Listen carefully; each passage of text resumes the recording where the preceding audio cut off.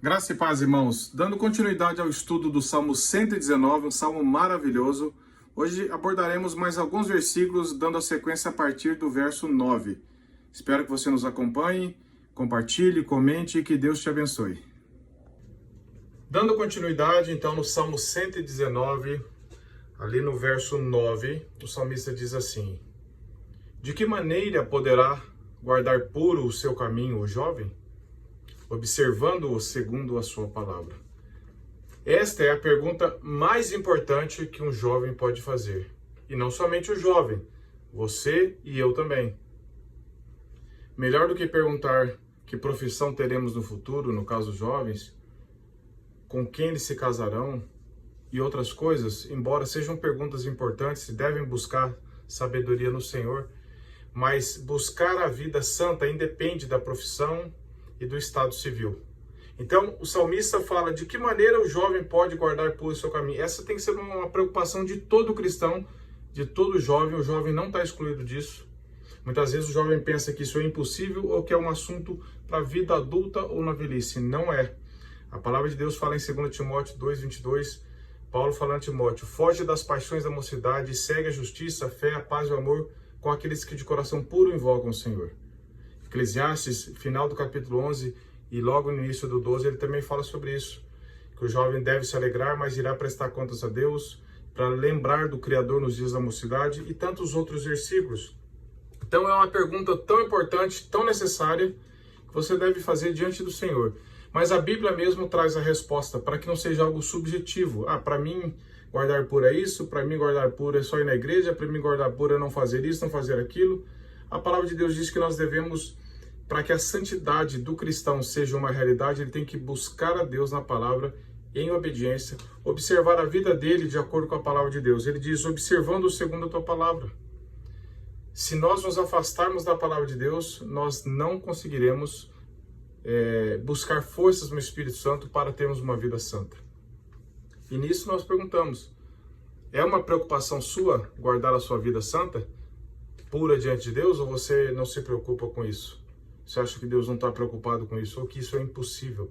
Paulo fala em 1 Coríntios 6,18, ele diz assim: Paulo diz que Deus nos comprou, que nós devemos fugir da impureza e glorificar a Deus, inclusive com o nosso corpo. Então essa é uma preocupação muito real.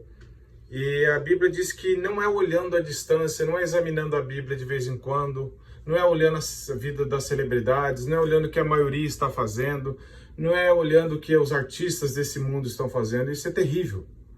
É observando a palavra de Deus como nossa regra de fé e prática em oração. E é isso que nós devemos olhar fixamente para a palavra de Deus. Spurgeon diz assim: você deve observar a sua vida diária assim como estudar a sua Bíblia, e deve estudar a sua Bíblia para que possa observar a sua vida diária. Leitura e vigilância, leitura e observação para ver se nós estamos realmente caminhando nesse sentido.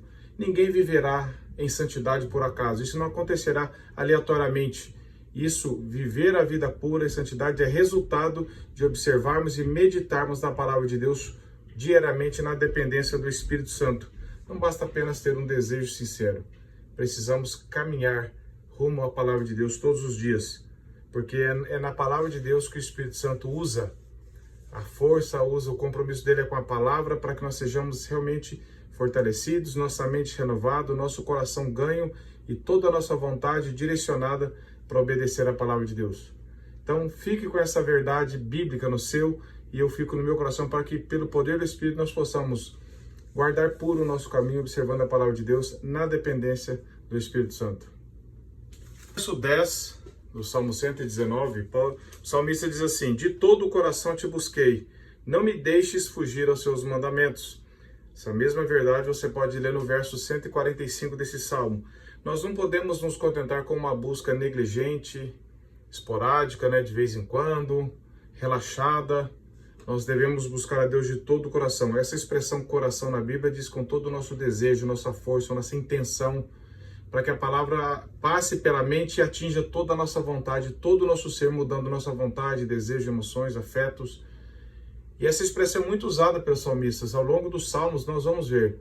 Nunca ninguém diz, eu vou buscar a Deus intelectualmente, porque a verdade ela cai no nosso intelecto, ela renova a nossa mente, mas ela tem que cair no coração onde ela muda, onde ela nos transforma realmente, não apenas conceitos, mas vontades, desejos. Então essa busca não pode ser religiosa, apenas de domingo, apenas da boca para fora, apenas de aparência de piedade, aparência de santidade, aparência de... É lá no coração onde realmente há mudança. Nós vemos essa expressão no verso 2, verso 7, verso 10 e outros versos desse salmo. É porque o salmista mesmo diz que nós devemos buscar a Deus, porque toda a palavra de Deus diz isso. Em Mateus 22, 37, por exemplo, quando Jesus resume os mandamentos, ele fala, nós devemos amar a Deus de todo o nosso coração, toda a nossa força, entendimento e o próximo como a nós mesmos. Spurgeon mesmo diz, o modo mais seguro de purificar o caminho de nossa vida é buscar o próprio Deus e esforçamos-nos para permanecer em comunhão com Ele. É buscar a Deus com todo o nosso desejo, clamando por misericórdia, por graça. E o salmista não confia nessa busca dele. Ele não fala, eu já estou buscando, deixa comigo, eu consigo, eu não. Olha a parte B do verso 10, ele diz assim, não me deixes fugir aos teus mandamentos. Ele confia no Senhor. Deus o moveu para que ele buscasse de todo o coração, mas a confiança dele não estava nele mesmo, nem na busca dele, nem no zelo dele, nem na intenção dele, nem no esforço dele, porque ele sabe que isso é graça de Deus. Ele diz, Senhor, apesar disso, eu peço humildemente, não me deixe. Não deixe que amanhã eu esfrie, não deixe que amanhã eu pare de te buscar, não deixe que eu me distraia com as coisas desse mundo, não deixe que eu me acostume com isso.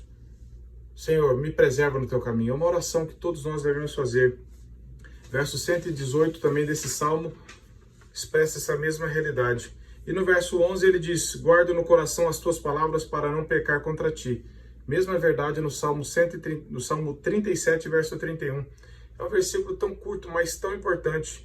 Novamente, o salmista, que provavelmente Davi, ele fala da palavra de Deus no coração. Guarda a tua palavra no coração. Ele tem o que mais precioso, a palavra de Deus, no lugar melhor para se guardar, que era no coração, e com a melhor finalidade, para não pecar contra ti. Não é para ter conhecimento, não é para ganhar debate, não é para ensinar alguém, não é para ser arrogante, não é apenas para apresentar um conhecimento para as pessoas, mas é por necessidade dele. Senhor, o meu objetivo é que a tua palavra ganhe meu coração, para que ela e somente ela habite dentro de mim e me guie para que eu não peque contra o Senhor. Um desejo por santidade, como nós já vimos nos versos anteriores. Não desejo por ter intelectualidade, por crescimento, por se mostrar alguma coisa, mas por se apresentar diante do Senhor como um servo humilde. Senhor, eu preciso guardar a tua palavra, porque só ela no meu coração o Espírito Santo vai usar para que eu não peque contra o Senhor. Para quando vir a tentação, a tua palavra vai me trazer vida, vai me trazer força para combater isso. É isso que o salmista pede. É um verdadeiro tesouro que habita dentro do cristão. Toda a riqueza desse mundo é fora da pessoa. O cristão tem um tesouro que traça e ferrugem não corroem, que ladrão não rouba, que é a palavra de Deus, que é o próprio Cristo. Se a palavra estiver somente em nossa boca, em nossa mente, ou nos livros, ou em currículo, ela logo se perderá, logo se esvairá. Mas quando a palavra está no nosso coração, como diz o Salmo 40, verso 8, também, ela é nosso amparo, nossa esperança, nossa fortaleza em tempos de tribulação. E Calvino diz assim, esta afirmação, guardar, significa que Davi não estudou por ter ambição de estabelecer-se e fazer demonstração gloriosa diante dos homens, mas para que tivesse Deus como testemunha desse desejo secreto que morava dentro dele. Fecha aspas. Essa é a verdade preciosa de guardar a palavra no coração, para não pecar contra Deus. Não há outra razão para nós meditarmos a palavra, a não ser para que o Espírito Santo a use para que nós tenhamos uma vida santa diante do Senhor e uma testemunha diante dos homens. Esse é o motivo mais sublime que nós devemos guardar a palavra de Deus. Na sequência, nos próximos vídeos, nós abordaremos os outros versículos do Salmo 119. Nós estamos indo em partes para não ficar muito assunto de uma vez só, para que você medite com calma. Eu peço que você compartilhe este conteúdo, apenas para que outras pessoas também tenham acesso Apenas como eu estou compartilhando o que Deus tem me ensinado com você, você compartilha com outras pessoas e assim o Evangelho é levado adiante. Que Deus tenha misericórdia de nós, compartilha e comenta e também aqui que nos ajuda a impulsionar o nosso conteúdo. Que Deus te abençoe.